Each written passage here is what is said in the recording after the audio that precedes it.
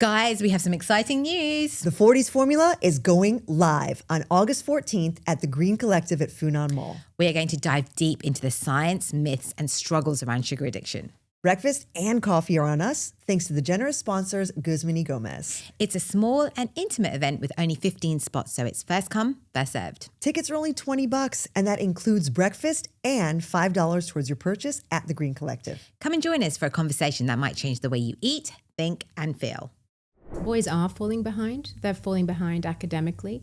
They're falling behind emotionally. We have a mental health crisis in men. We have one in boys too. We know that suicide kills more men under 50 than anything else. The boy issue was invisible to me until I became a boy mom. A better world for boys and men is a better world for girls and women too. Social media and the internet has just accelerated the process. This generation of parents struggles to let go and lose control. How can we help them do riskier things? Boys do struggle with impulse control, with their ability to regulate their emotions. They're about 18 months behind girls, usually. I think traditionally schools have prized typically female traits, haven't they? You're right. 92% of prisons are filled with men. Yeah. Men and boys, we're taught to validate our worth through achievements. The negative impact could be that boys or men feel more worthless.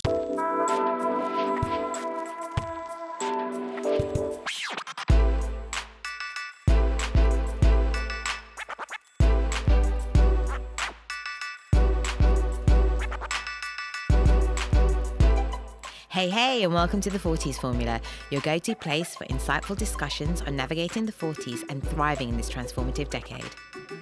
We're your hosts, Jasmin and Amanda, two women that are passionate about exploring the challenges and adventures that come with turning 40 and what lies ahead.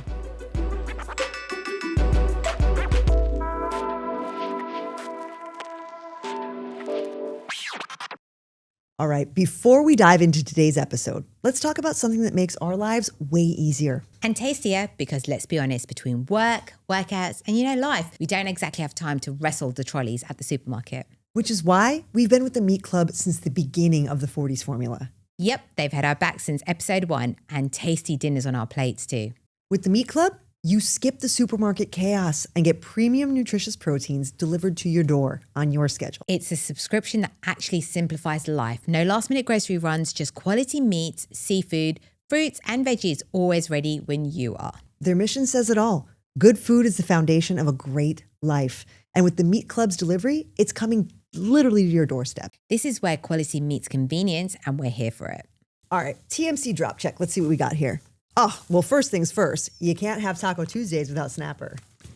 But what about salmon? Because that's definitely our favorite. Okay, fair enough. But chicken breast, that's the workhorse we're eating every single day. I think it's all about the chicken thighs. Oh my gosh, chicken thighs. I don't know if I could get one down myself, but I do know that this mince makes a mean burger. Who wants burgers when you can have a grass-fed beef eye fillet steak? Okay, that is amazing. But with that steak, I would definitely be serving this delicious broccoli and spicing it up with these chilies. Okay, you've definitely won there. I have got some coriander, some cherry tomatoes. I mean, check out the color on those. And for dessert, strawberries. We also got some fruit for the kids, which they will love. And one of the coolest thing about the subscription, an amazing quality chef's knife and a beautiful wooden cutting board. Honestly, it's the easiest way to eat well without overthinking it. So if you're ready to upgrade your meals without adding to your mental load, head over to themeatclub.com.sg. Sign up for the flexible subscription, no lock-ins, just high-quality proteins delivered straight to you. And don't forget to use our code TFF12 to save $12 off your first order. We'll drop it in the show notes, or you can find it on our Instagram. The Meat Club, where quality meets convenience. Today, we're turning the spotlight into a conversation that has been making waves since the Netflix drama Adolescence, and that is, what does it mean to be a boy and eventually a man in today's world?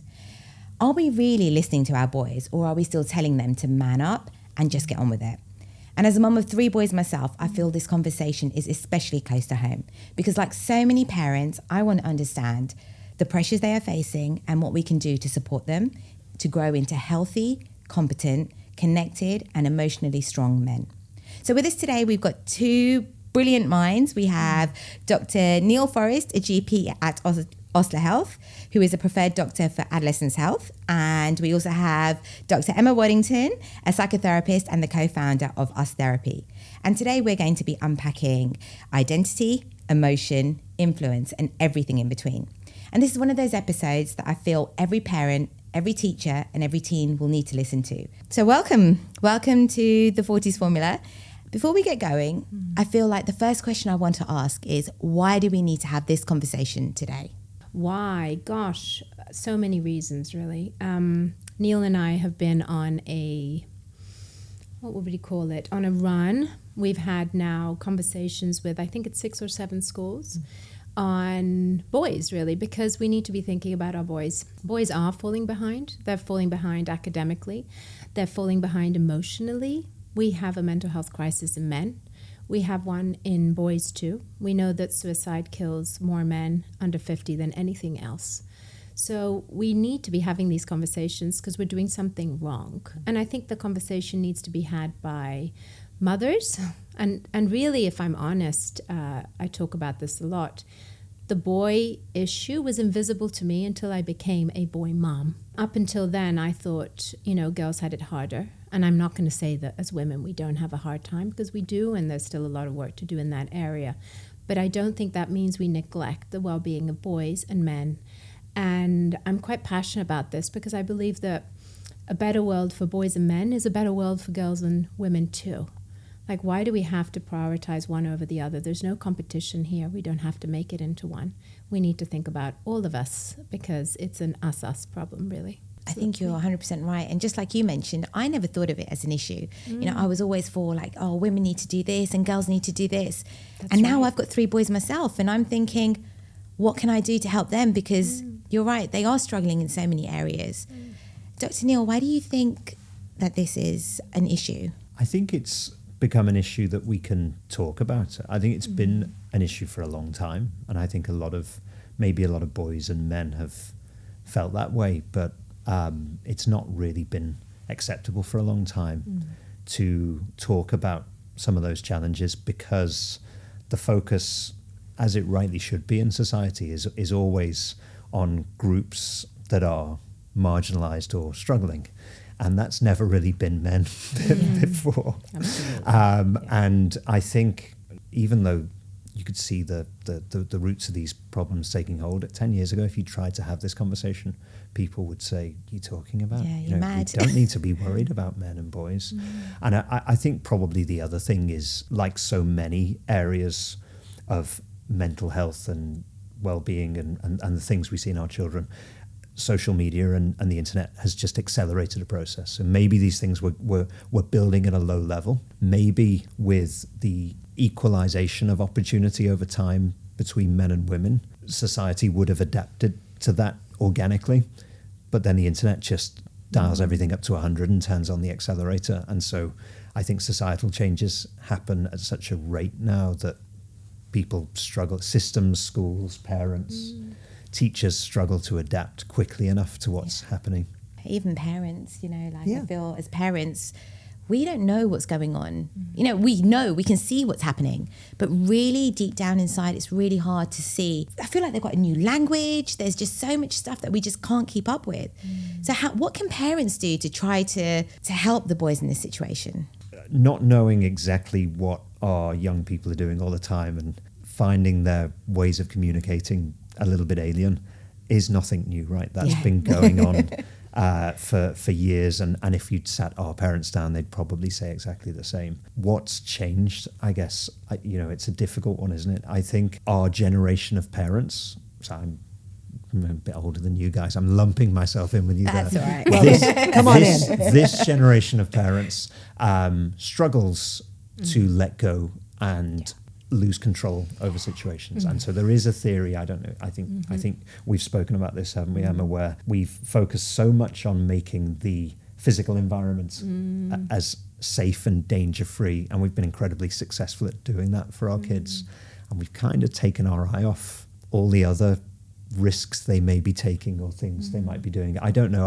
I'm one of 3 boys, and I just feel like my parents and their generation They seem more comfortable with letting us go a little bit. Yeah. And I think we in the modern world struggle with that. I was saying to my husband actually that my son who's going to turn 10 in a few months' time, that we should now probably let him get on a bus, maybe make a trip down to the shop. And I know I was doing that at much younger age, but and not in Singapore. No, not in where Singapore. That is an absolutely safe thing to do across the board. One of the parents at the last talk we did I think it was at the German school. Brilliant question. One of the questions I loved it. said, how can we help them take more risks? So most of the questions were around how can we keep them safe? How can we stop them doing this? And it was a dad, wasn't it? Said Singapore's too safe. How can we help them do riskier things? And I thought it was a good question. Obviously, you know, it's always a balance, isn't it? You don't want them to be an unnecessary danger, but I think children in general, but boys in particular, thrive by pushing boundaries and taking risks sometimes. That's so true. Yeah, I mean, this is something that is constantly at odds in my own home. So I live in a multi-generational home where my husband is Singaporean and we live with his parents and they're traditional Chinese Singaporean.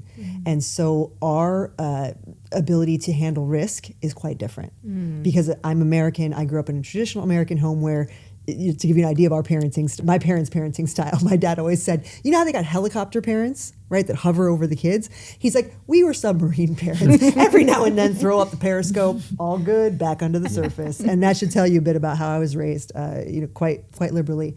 And so it comes into play. My kids are very small. 1, 3, and 5 are my kids' ages. But particularly my middle boy, who's 3. He's at the age now where he's jumping off everything, running into walls. The other day, he smashed a glass bottle on the floor just to see what it would do. You know, not out of anger, just like, let's see what happens. Why is everyone so up in arms about glass? And it drives my parents-in-law crazy. Yeah. And so what's been difficult for us, and I don't know if this is something you can give, intercultural, multi-generational homes a little tip of the hat here, is how do you manage when the expectations of caregivers are so different in the avoidance of risk or acceptance of risk around our boys? You see that even between partners, right? Yeah, the classical experiments where they would let a parent watch a child climb a climbing frame. On average, a mum will stop them 3 or 4 rungs seconds lower of intervention, right? Then the dad will let them to go for. And of course you see that across cultures as well. I think for you guys as parents and grandparents, it's probably about having very open conversations about what your expectations are, and that's just going to be a challenge in so many different ways. But I think ultimately it's for you and your husband as the parents to make the calls together as to where the boundaries are and what's the right. That there is no right way to do it. There's no single way. It'll be different for all 3 of your kids. Yeah, fair. And I think one of the challenges with what we get asked. Emma does a great bit when we do these talks on neurodivergence, and people really want to know about that. Okay, how do I do this with a child who has ADHD, or how do I do this with a child who has autism? And the problem is they're very broad brush terms. If you've met a kid with autism, you've just met one kid with autism and tell you what the next one's going to be like, really. Absolutely. So as parents and teachers, we've really got to get to know them as individuals and work out what makes them tick. And I think what makes a lot of boys tick is different. Yeah. And I think that's what we struggle with. And that's the complexity. And just coming back to your piece on, risk-taking and boys and the fact that we've become more and more protective of children. And I think that is particularly striking in Singapore when it is so safe. I think boys more and more need to be getting out there, taking their own risks as safe as possible. And instead we're keeping them indoors or doing tuition or doing all these things that actually, if we think of developmentally, boys do struggle with impulse control, with their ability to regulate their emotions. They're about 18 months behind girls, usually. Yeah, I did mention smashing a bottle on the floor, right? Yeah, exactly. But he's 3. If he was doing this at 18, if I have another conversation. I mean, to be fair, it wouldn't surprise me if my son decided Actually, you know to what? It's experimental. And isn't it wonderful? This is why I've got 2 boys, and I just love boys. Like, they teach me so much about living really fully, sometimes too fully. Very full. And I'll have to I use my husband, I think, is also a bit on the sort of north of risk-taking than I'd like him to be. So I have to adjust, and I'll sort of reflect to him, this is their idea. Is it a good idea? Because my knee jerk is, no, we're not doing this. This is like really bad. I'll ask him, and then I'll kind of find a compromise between me and him, because I think he's too far out there personally, but he'd probably argue otherwise. And he's one of 3 boys. I'm one of three girls. So I think that also has an impact on our parenting. Like girls are generally more conservative. Our sort of prefrontal cortex, the front of our brain comes on air much quicker than boys. We're talking about those 18 months, but it can really vary. Some boys are behind that, some boys are ahead of that. But it means that we sort of think things through a little faster. But that doesn't mean that the boy's decision making is wrong. And I think that's what we need to think as mothers and educators and in our community, that just because it looks like a bad idea doesn't make it a bad idea always. So I think traditionally schools have prized typically female traits, haven't they? You're right. They still do, yeah. Being organised, listening, paying Sitting attention, still. sitting still. I mean, those are great things. Those are great things. Well, if you put yourself in a teacher's shoes, that's what you want, right? That's what makes your life easier. Yeah. Most primary school teachers are women. Yeah. Yes, that's a problem. And so it's a difficult balance to strike, because do we say that the boy that's disrupting the class or tearing the room apart, carry on doing what you're doing? Sometimes it sounds like we're saying, don't socialize your children, don't teach them what normal behavior and interactions is about. And it's important for them to develop those things, because if they can't get on with other kids and make people like them and want to listen to them, then they're going to struggle in later life. So it is a difficult balance. So, sorry, Neil and I can have this conversation on our own. Just go on. We have it so regularly, but I love that thought, that actually what we're inviting children to do is be really smart at reading the context, right? It's not a description of what is right or wrong, but it's more about what's right or wrong in this moment. Like when I'm with grandma, what should I be doing? I'd probably be sort of more mindful about how I behave. Yes. And now obviously a 3-year-old, that's incredibly sophisticated, but that is a life skill. Yeah. Asking people to regulate and know when to, when is it okay to shout and when is it not okay, is a really important interpersonal skill. And I think that what we have done with boys is say, you're just wrong. Your ideas are bad. You're not thinking straight. You need to sort yourself out. I mean, boys are much more likely to get expelled from school, to get labeled with a behavioral diagnosis, than girls who are doing exactly the same things. So it's not just that boys are more likely to do it, but even when, girls do it, they don't get the same consequences. Boys get more punished, and as we know, they're less likely to finish school, etc. Like 92% of prisons are filled with men. Yeah. There's probably a good reason for that, but there's also something to be, said about how we label boys and men's behavior as acceptable or unacceptable, and how we start to become a bit broader and a bit more flexible. And because, 50% of the planet is male, 50% is female, we need to be able to accommodate a broader range of behavior across all contexts. And we need to begin with schools, or at least schools is an important one to address, because that's where we're getting, they're starting a journey that is a long journey. So what can schools do to help boys thrive? Because like you mentioned earlier, that the boys are falling behind. So they really are. What would work in a school environment to help them, I guess, not fall behind, to get ahead?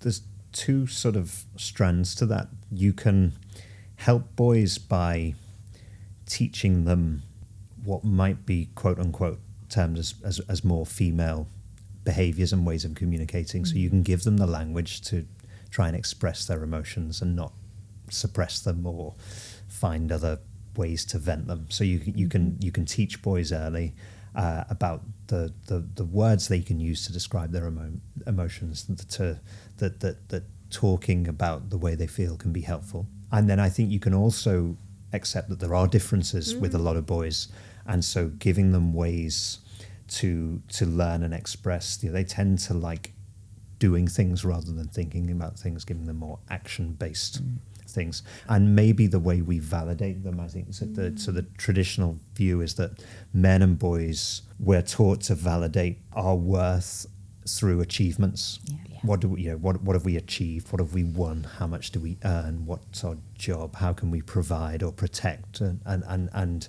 not just who we are and that people love us because we exist and they just love us for who we are. And so I think there's a little bit of maybe teaching boys to exist in a woman's world, and then there's also allowing them to still be Men. to still be boys. Yeah. Did either of you guys go to single sex schools? No, I went to a mixed school, but my husband is one of three, like like your husband and yourself. Yeah. He went to a boys' school because we've had this conversation about when the boys get older, what would be better for them? Would it be better for them to go to a mixed school or a boys' school? And initially we decided mixed school, and I think we were thinking it might be better for them not to feel like, the females' sex is something, that you can't talk to because it's like, oh my God, there are girls there. But actually now I think if we switch it and we look at it from a different context, from a learning environment, maybe being in a environment where they're not going to be disturbed and they can be themselves might be a better thing. Did you go to a boys' school? I and my two brothers went to an all-boys school, and I wouldn't sort of particularly promote one over the other, but it's certainly true that I think in all-boys schools you get to sort of essentially be stupid idiots all together and make all your mistakes in an all-male environment. And there are disadvantages, I'm sure, but there are some advantages to being in that environment and just sort of through certain developmental phases. I think, or there certainly were for me. With regards to what Emma said about some girls being 18 months ahead in terms of emotional development, if you take the oldest girl in a class and the youngest boy, that could be a 2.5 year difference in maturity. And one of the things you notice in adolescence in the drama is that the boy and his friends look and sound very young and immature, and the girls that they've been associating with look like and sound like young women. They've clearly chosen that 13-year-old of age on purpose. A lot of girls most girls would have been expected to hit puberty by that point. Many boys wouldn't. So there's striking physical differences as well. I was reading actually that the girls are entering puberty sooner and boys are entering it later. Like the gap is getting even greater. And what's interesting what you said, my husband did not go to an all-boys school, but guess what he did do? The Army. Yeah. He's Singaporean, so he did his mandatory Army service. It's funny, right, that the Army is 2 years and there's this 18-month developmental gap, and the Army's happening just before kind of the completion of the prefrontal cortex development, right? And it's like all those things matter. And I honestly think, like so many, that you guys I'm the most patriotic Singaporean that's not Singaporean.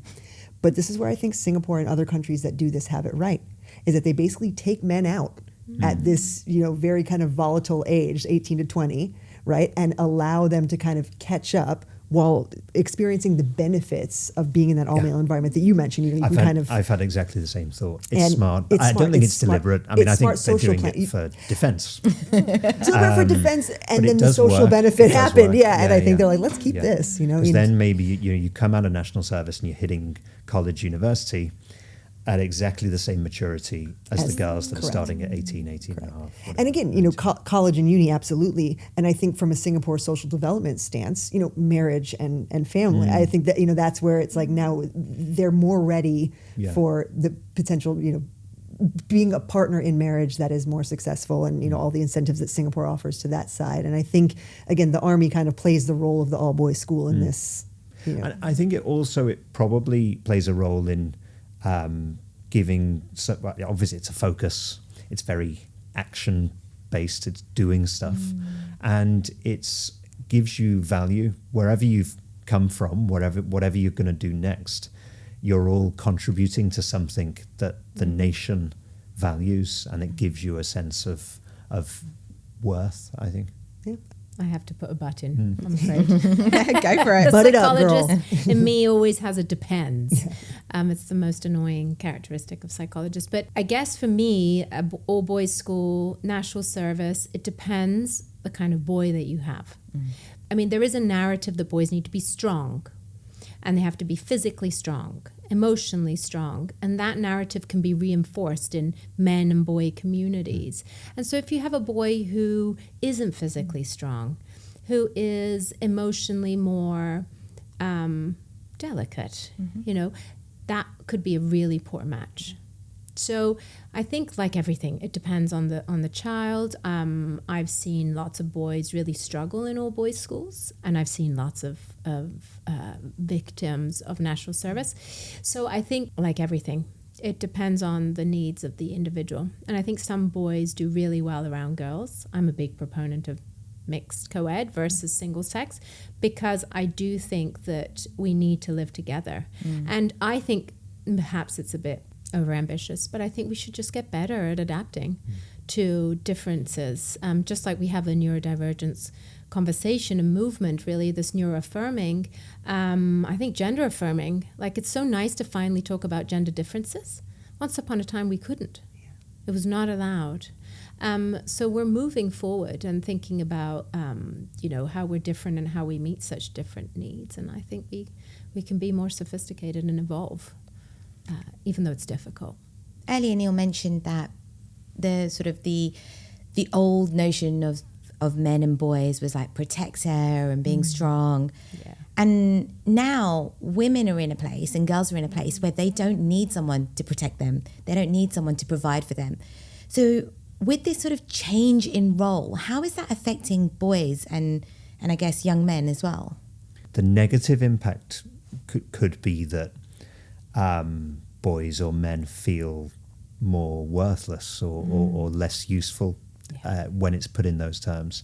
I think the way to put a positive take on it would be, so a lot of what psychologists do, correct me if I'm wrong here, but a lot of behavioral therapy is about reframing unproductive thoughts, right? So we think these things that we think are true and they don't help us, and we reframe them and into something else. Yeah. And so protecting and providing could be reframed into serving. You can still, you don't have to physically protect someone or financially provide for someone to still fulfill those roles of someone who sort of gets value from serving or helping other people. And so I think we just need to give boys and men a different way of expecting them not to have those traits. I think is unrealistic. It's how do we channel those into something positive? Because the flip side to what this boy in adolescence has gone down the online rabbit hole of hearing is that if you don't do those things, you're not a real man. That women think they don't need protecting, but really they do. That men should be providing for women and women should be, all these well-known sort of tropes that are being sold to young men now as the answer to the problems they might be facing. I think we need to reframe that into something more meaningful and positive for them. Amanda, can we talk about how clean Guzmini Gomez's food is? Like truly clean, not the it has lettuce so it's healthy kind of clean. Oh, totally. GYG is on another level.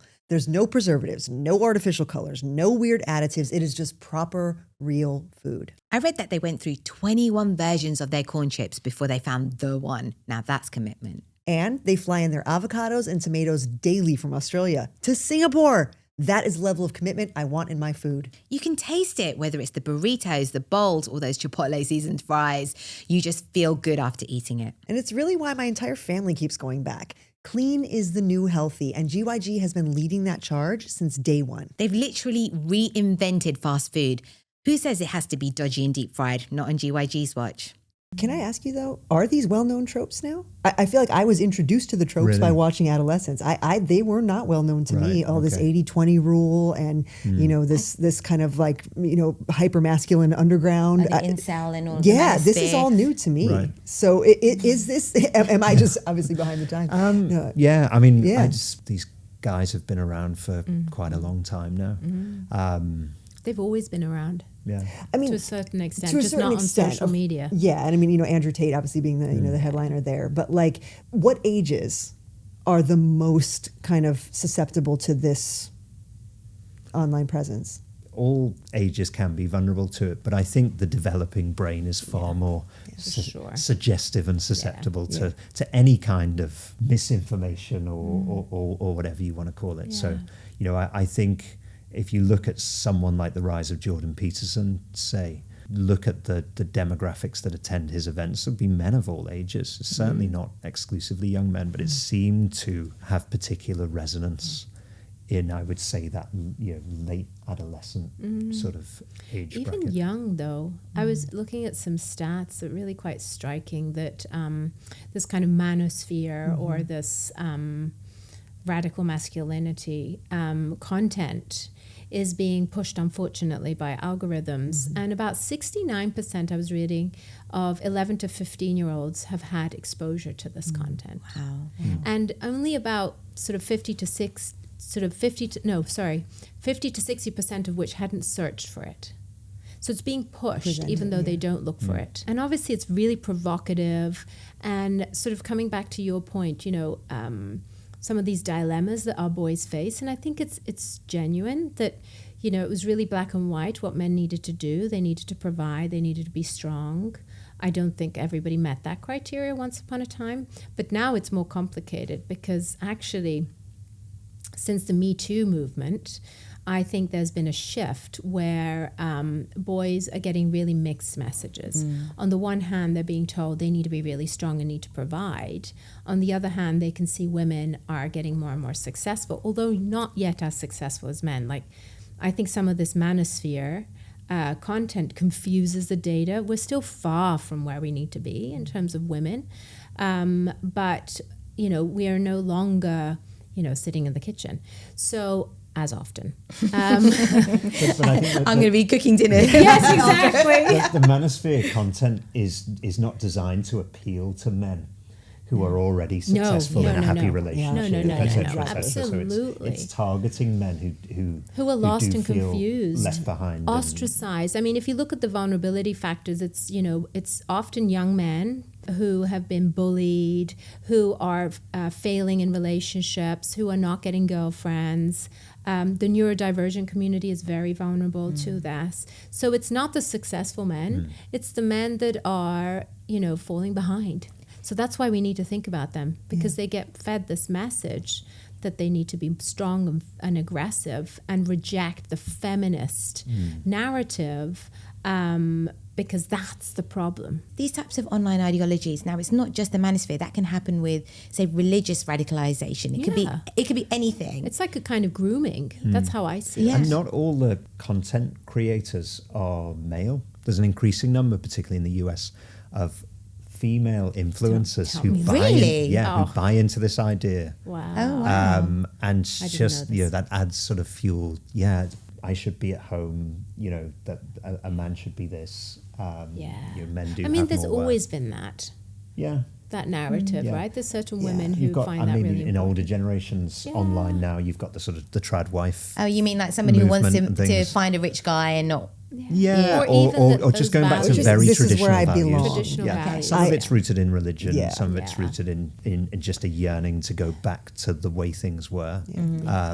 A lot of teenagers, not just boys, but I think particularly boys, spend an inordinate amount of time thinking about the opposite sex, being attracted to girls, wanting to get a girlfriend, wanting to experiment and all the rest of it. And the reality is, you spend a lot of the time wanting a girlfriend or being attracted to some girl in your class or whatever, and not sort of having any success there. And so what this offers is a way out of that situation. Not just it's normal, it happens, not every girl's going to fall in love with you, don't worry about it, you'll meet someone.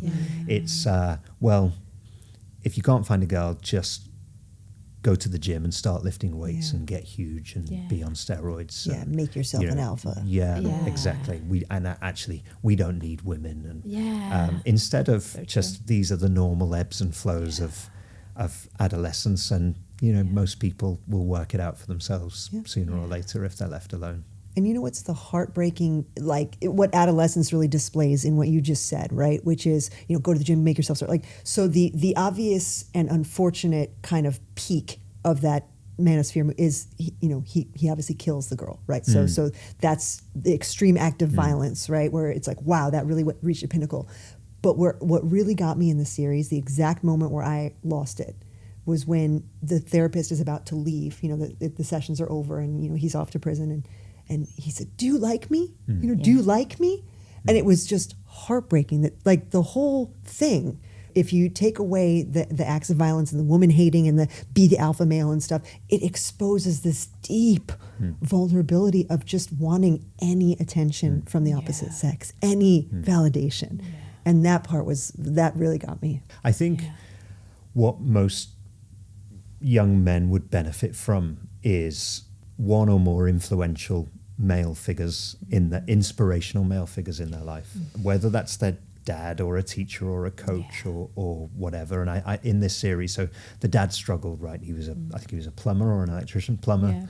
Full-time, busy, didn't have time, struggled. He'd taken the boy to football and boxing. He hadn't liked those things. Those were his ways of trying to do something together. It hadn't worked out. And the male police officer, his relationship with his son was, he was busy, didn't really know how to communicate with him. The teachers were struggling. So there was this theme that the boys didn't have anyone to turn to. So the person they turned to was available 24/7 on their phone or their screen in their bedroom, and just being funneled in there. And so I think if we don't act as those inspirations, then social media will take care of it for us, and we might not like the inspirational adults we get served up by social media. So I'm just wondering, so obviously role model is a big thing for boys, even for girls, but for boys in particular. But let's say it is the father, and the father still has, like the dad in Adolescence, these different types of ideologies, like to be a man, you need to be sporty, you need to be tough, you need to do all of these things. So when there's a mismatch there, then how do you help develop that boy into a healthy young man? My very fundamental solution in a boy that's the age he is in adolescence is, if I could, I'd protect them completely from that influence. They wouldn't have phones. They wouldn't have access to social media. I think it's utterly toxic thing in their lives. It's creeping in. There was a great article in the Times this weekend about how it's creeping into education. So all these e-learning companies that children love to learn from apps. Do you use my kids have both got iPads in school now.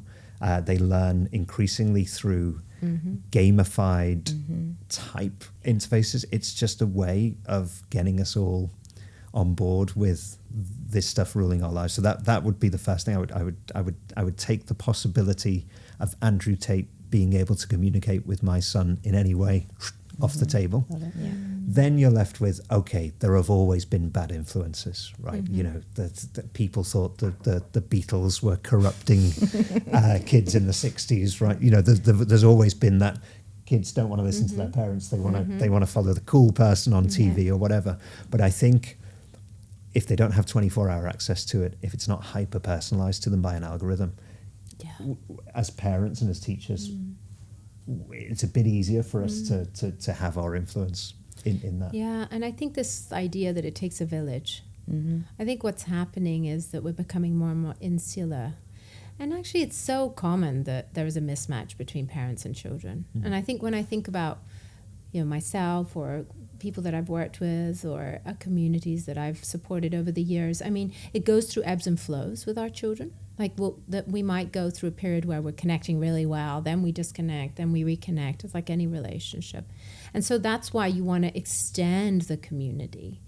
You want, especially boys who are hitting these ages from sort of middle school, super complicated time for both boys and girls, but developmentally, it's when boys are really starting to get more feelings. They don't have the language because we just don't talk like that with boys enough. But if they had different people in their lives, different role models, be it either their sports coach, or it could be an aunt, a cousin, it could be someone's, husband, a friend, different influences. They can see different ways of being a man. I love the idea of men's group and boys groups.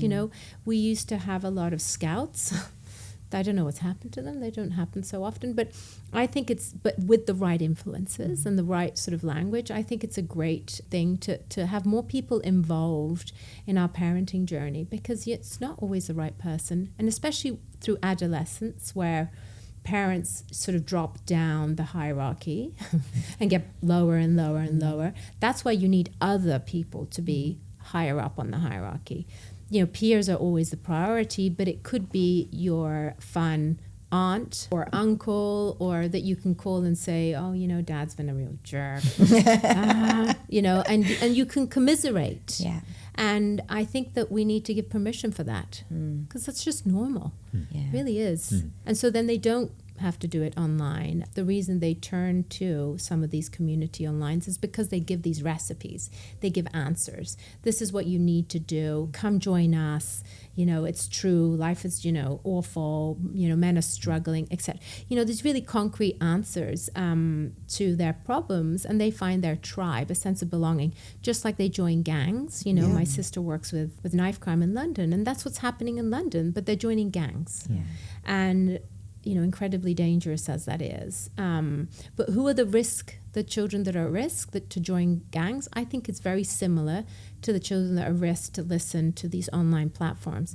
If you're connecting, chatting to your child, if your child feels safe to raise things that they're uncomfortable about with you or with someone in their community, they're less likely to get influenced and sort of, I'd like to think of it as grooming, into those communities and those narratives. What about the types of friends your kids hang around with? Like, how much does that influence their behavior and what they do?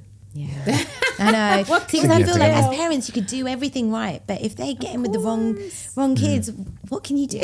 Like, what can you do? It's really difficult, isn't it? I think what you can do on that front is as much as possible know who they're with and what they're doing, even if you're not there supervising it. So a great example in Adolescence was that on the night that the boy committed the murder, they thought he was out with his friends, and he had been, but then they'd left each other.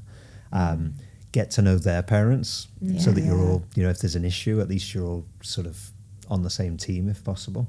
I think if you really think they're in with the wrong crowd, you can try and foster new interests and nudge them gently in the right direction. But I don't think picking your kids' friends for them never works, right? They just, if they're in with the wrong crowd, they're not going to listen to the fact that you think it's the wrong crowd. So I think that's really difficult. So I'm hearing stories from my husband when he used to say that once their parents went to bed, they'd sneak out of the house, climb out the window and stuff. Then how do you know what your kid's doing? Like that? Well, that's what when I said earlier, I think that is what maybe our parents' generation were much better at doing. I saw a teenage boy the other day in my clinic, and we were going through his general health, and the big issue for him was that he was vaping, and he was really hopelessly addicted to vaping because very high nicotine content. It's a real struggle for them to get off. And my son's only 11. He's not quite at that stage yet. And I'm thinking, God, I would be freaking out. Yes. You know, it's illegal in Singapore. It's just, this is a disaster. The kid's otherwise completely fine, healthy. And the dad said to me, you know, when I was his age, I was going to the beach with my mates. We'd build a bonfire. We'd buy a couple of cases of beer. We'd smoke cigarettes. All of those things were completely stupid. But he doesn't have anything like that here. And he needs to experiment and push boundaries and take risks. Do I want him to be vaping? Of course I don't. Am I going to try and help him stop? Of course I am. But I'm not going to sacrifice my relationship with him. And I just thought, wow, you know, I hope I can take that approach when I'm in the same situation. Because think about what we all, some of us may have been better behaved than others, but I reckon we all did stuff as teenagers. We would be frowned upon if our own kids were doing it. So it's not new that they want to, and going out and killing someone's obviously just the very extreme end of the scale. Of course. And the outcomes actually, when you look at teenagers who misbehave, they become sort of more regulated and do better in early adulthood. The ones that don't struggle in early adulthood. So there's a function to it. Like we are taking risks. I mean, our frontal lobe is malfunctioning, but it's an identity development stage. Like we're testing. That's why they're testing boundaries with us as well at home. They're experimenting on, the kind of music I want to listen to, my hairdo, am I a sort of Republican or a Democrat or actually a liberal? That's all par for the course. And it's just a difficult ride for parents because we kind of have to sit on the side of the roller coaster and watch them go up and down. We don't want to be on the roller coaster with them. But we also don't want to keep an eye off them entirely because then that's neglect. Yeah. But there's a certain amount of it that needs to happen in order for them to come out the other end as a fully functioning adult or fairly functioning adult. Sometimes it takes up to the age of 30 for it to fully end the stage. But it's an important stage. It's got a developmental function. And we even see it in birds. We see it across the animal kingdom that adolescents take bigger risks. And boys are, usually more risky than girls because of this developmental trajectory. And I do think it's something that there can be an even bigger mismatch with young people and parents at that stage, depending on our temperament. If we are quite risk averse, then we're going to struggle more if we've got a child who's not as risk averse as us. And I think I love that, what your patient was saying, that the relationship should trump everything, because at the end of the day, that's really the only thing we can keep a hold of. They will leave home, they'll make decisions for themselves. What we want is them to be able to talk to us and feel safe. And that does begin the minute they're born. Yeah. Like I have seen really sad stories of parents who haven't worked on the relationship and then teenage hits. And it's late. It's late to be thinking about it. I don't think it's a lost cause. We can work on it. But we really need to be thinking, at your stage, like, how do I involve my kids in conversations, in making decisions for themselves, developing that autonomy? Yeah. Obviously at that stage, you need to be holding them a bit closer than teenagers. But by the age of teenage, you want to have some confidence in their decision making and go, I'm not sure this is a great idea, but I'll trust you and we'll talk about it later. I like that. I think I'm going to have to start using that because my son's at the stage now where anything I say, anything I do, it's uncool. If I move his head to the side, he'll shake it. If I say, "Oh, that's a cool song," that's a shit song, Mum. That's very healthy. That's very healthy. That's a normal. Can't wait. 100%. I'm doing something right. Yeah. I will say, when you were talking about kind of the calculated risk and then later in life the impact, right? I think about both my brother and I are I snuck out to get my first tattoo. My brother was 18, so he didn't have to sneak, but I was underage getting mine. And I remember my parents being like, "Hey, like, you got the tattoo, that's a part of you now, and that's a choice you made, you're gonna have to live with it." But they never tried to stop me and they didn't punish me for it. And I remember thinking, I got away with it, right? Like I got that tattoo and I showed them. But what's interesting is, had they really hammered me on the tattoo at that, I was 16 at that age, and had they really hammered me down on the tattoo and really made a big freaking deal about it, I think that it wouldn't have been it would have been something that broke our trust at that age, because at that age it was so important to me. That one little and I mean, we're both covered now, so spoiler alert. It's interesting because it's a risk in some ways, 100%. Right? And it's something that was my parents obviously calculated the fact that if we go hard on this thing that really doesn't matter in the long run, it's going to affect their trust in me, both of us, their trust in me moving forward. And I think that that's an example of, again, submarine parenting at its best, meaning they were not thrilled. But in the long run, I think little moments like that allowed us to build a deeper element of trust. It's funny because obviously I'm Indian background and my husband is as well. And he got his ear pierced when he was a teenager, and his mum was, his mum was not impressed. She actually threw some snooker balls at him or tried to. Wow. So obviously we live in Asia. I guess, the viewpoint in Asian culture is a little bit different, like Amanda says, you obviously live in an Asian household. Yeah. When we've been brought up in a particular environment, we kind of have this this conflicting idea. Sometimes I'm thinking, oh my God, I really want to slap you because they're getting on my nerves. And that would be the Indian in me coming out. But then me growing up in the UK, I'm like, no, I can't do that. I need to talk to them. Gentle parenting hat. So how do you manage this then as a parent? I mean, that's sort of outside of the whole, the boy issues that we've been talking here. That's just a fundamentally challenging thing around multiculturalism, right? And I guess maybe accepting that the fact that you have those different elements to your background is a net positive, even though they come with some struggles. I definitely think, I mean, we see it, we send our kids to international schools here where there's parents from all over the world, and you see the differing attitudes to various elements of parenting. We've just got to work that out for ourselves. I think, it is a challenge if you've been raised in one culture and now your kids are being raised in a different one. I think that's certainly a struggle I see. And I when we've done these talks, one of the we always see some new people coming to see us on the back of it. And a frequent one I see would be parents from various Asian backgrounds going to a talk on boys, hearing a man who's grown up in a Western culture and a boy and coming wanting advice around that kind of thing, because maybe they think that I've got a different frame of reference on it for them. But it's not that I'm right and they're wrong or vice versa. It's just trying to find a balance. If you could share one thing with people listening today about how we can support boys going forward, what do you think would be sort of the biggest thing that you would like to put out there? Well, I'm a big proponent of giving individuals, not just boys, permission to be. Okay. I love this idea, and I think it's probably a bit far-fetched. I mean, you can't just be whatever you want to be all the time in every context. But this idea that making room for who you are and the feelings that you carry, and especially with boys, because we know from the data that, women are just as responsible for how we're educating boys emotionally. We expect so much from our men. If we look at the stats, women still expect to be provided for. Women still expect men to be stoic and have it all together. So I see a lot of men in my practice, and they come to me and they tell me I can't be vulnerable at home because that would freak my wife out.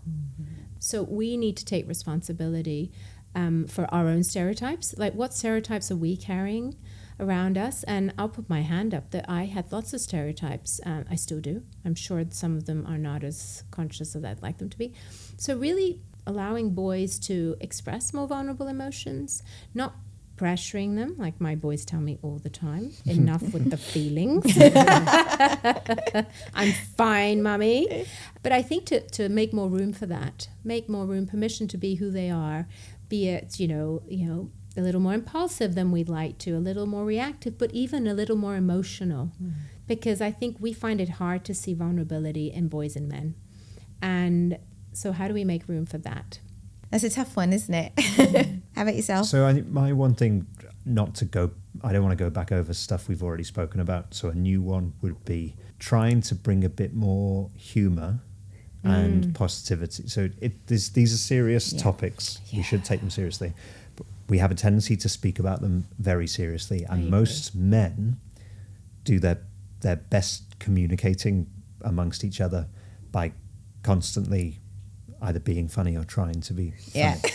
Facts. And a lot of these influencers will use that sort of almost silliness and humour to win boys over. And we need to remember to sometimes have a bit of a laugh and a joke with them well. I played golf with 3 other guys on Wednesday last week, and I got home and saw my wife in the evening. She said, she knows them. She said, any news? Updates. No, not really. Not a one. She's like, how long were you playing for? I was like, 5 hours. Yeah. Any news? Nope. No, don't think so.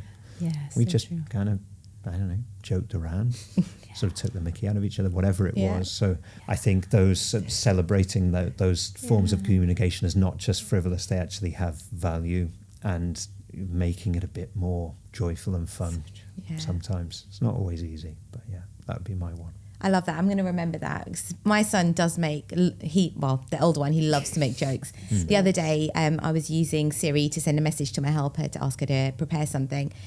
As I had just finished, he decided to say, bum, bum, bum, bum, bum. So obviously when Siri's repeating the message back to me, it was, oh, please can you get the pasta on, bum, bum, bum, bum, bum.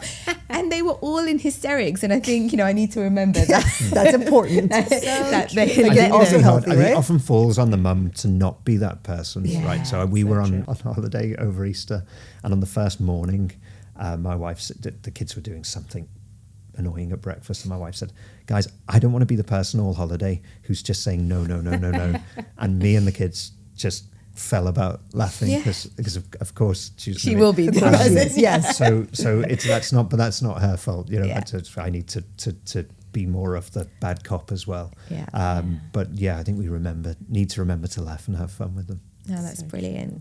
Well, thank you both so much for coming today. I feel like this is such an important conversation and it's given us so much food for thought. I feel in order to help raise boys so that they are emotionally strong and connected, we do need to listen to them, speak to them, and be there for them. So thank you so much. Thank you very much. Thanks, guys. Thank you. All right, let's talk about strength training. It is one of the most powerful things you can do for your body, especially in your 40s. It's true, it's not always easy to build strength, but it's vital. Strength training will help keep your metabolism firing, strengthen your bones, and makes daily tasks way easier. Plus, it gives you that extra confidence in your body. Exactly. It's tough work, but it's so worth it. And that's where Great Moves comes in. They'll guide you through the process, help you build strength the right way, and keep you motivated. No gimmicks, just real results. It's time to stop coasting. Strength training isn't just about building muscle. It's about building resilience and feeling strong every day. And Great Moves is here to help you do exactly that. And we've got an exclusive offer just for our audience. Use code TFF30 at moves.great.com for $20 off your trial class or 50% off any 5-session starter pack. Guys, we love coffee. And if you want to show us some love, you can always get us one. Just visit buymeacoffee.com/the40s formula. Cheers. Before we go, please remember to hit subscribe and take a moment to support the 40s formula by leaving a review on your favorite podcast platform. Your reviews will help us to reach more people and allow us to continue to bring valuable content. It should only take a moment, and it's a free way for you to support the show. You can also stay updated with the 40s formula by following us on Instagram at the 40s formula, all one word. We share behind the scenes insights, episode updates, and much more. So please be sure to hit that follow button. We appreciate your time and support. Thank you for being part of this community. And we'll be back next week for more empowering conversations with inspiring guests. Bye.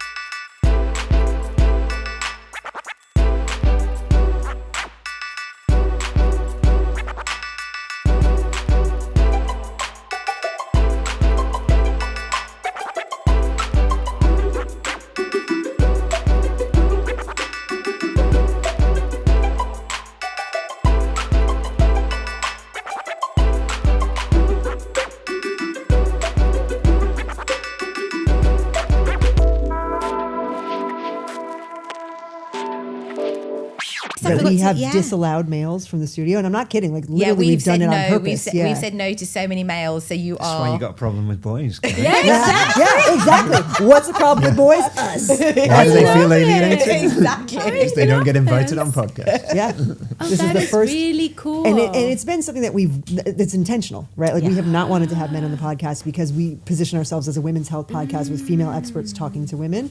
But this is important enough that we. Thank you. Yeah. So season 5. So whatever Yeah. Well, technically you'll be season 6. So 61 episodes later. Wow. Wow, Welcome. done. Oh, this is an important one to have a man in. Yeah. Yeah. Well, yeah. I mean, For sure. that's